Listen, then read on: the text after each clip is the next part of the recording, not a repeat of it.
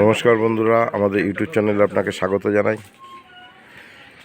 আমরা এসেছি আজকে নামাজপাড়ায়, দাসপাড়া, মহিষপোতা দাসপাড়া। এই ভদ্রলোকের 3টি ছাগল মারা গেছে। প্রতিটি ছাগলই কাশছে, পাতলা পায়খানা করছে।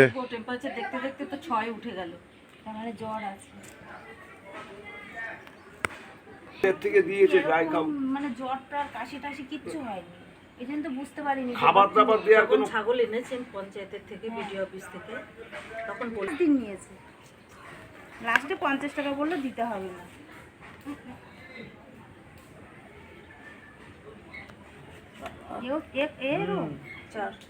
সবারই জ্বর বলে ওই জন্য খাচ্ছে না। আগের ছাগলটি টেম্পারেচার 106, এটার টেম্পারেচার 105। এটা জ্বর ছিল যখন বেবি এসেছিল, তখন এর 106 ছিল। দাদা, 3টে ছাগল, 3টে ছাগলই খুবই অসুস্থ। সবারই টেম্পারেচার 106-এর কাছাকাছি। গায়ে হাত দিয়ে বলাতে গরম, ওই জন্য খাচ্ছে না। আমি তো বুঝতেই পারছি না।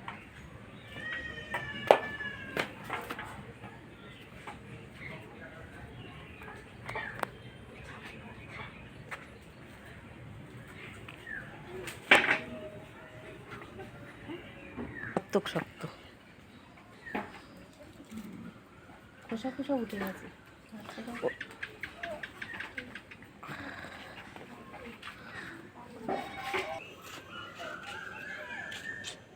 এই পাটা ধরতে হতো গো মা।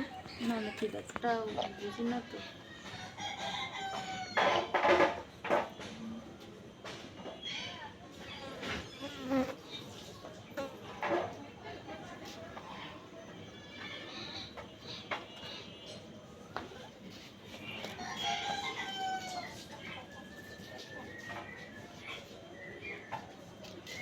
যে পাঠার কথা বললেন ওরই সব এই বাচ্চা কাচ্চা, বুঝলেন তো। দুটো এর বাচ্চাটা মারা গেছে কবে?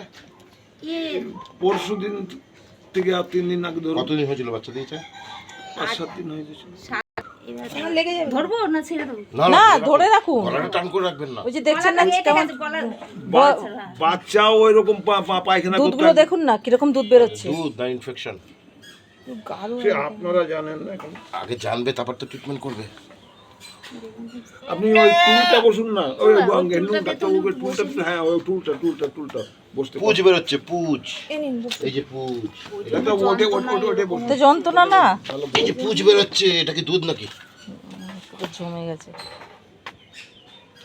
যদি আরাম লাগে ঘুমতে। ঠিক আছে, তাহলে যাবো, আপনার কথাই শুনি। সাইকেল নিয়ে যেতে হবে তো অনেক।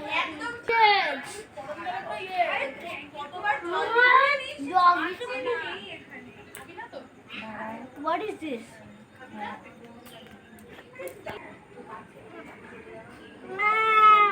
আমরা একে অ্যান্টিবায়োটিক করলাম, জ্বরের ইনজেকশন করলাম, অ্যান্টিহিস্টামিন করলাম। করতে পারে না, বুঝলেন তো। সে কি চিল্লানো, আমি এই সর্বনাশ করেছি।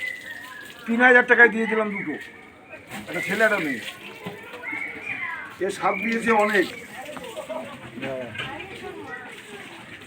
একেও আমরা জ্বরের ইনজেকশন করব, অ্যান্টিহিস্টামিন করব, অ্যান্টিবায়োটিক করব।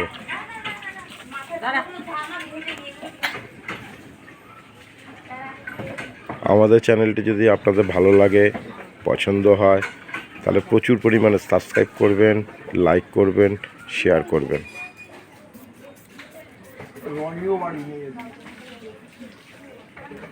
পরের ভিডিও আবার দেখা হবে বন্ধুরা। ভাইপো বাড়ি থাকলে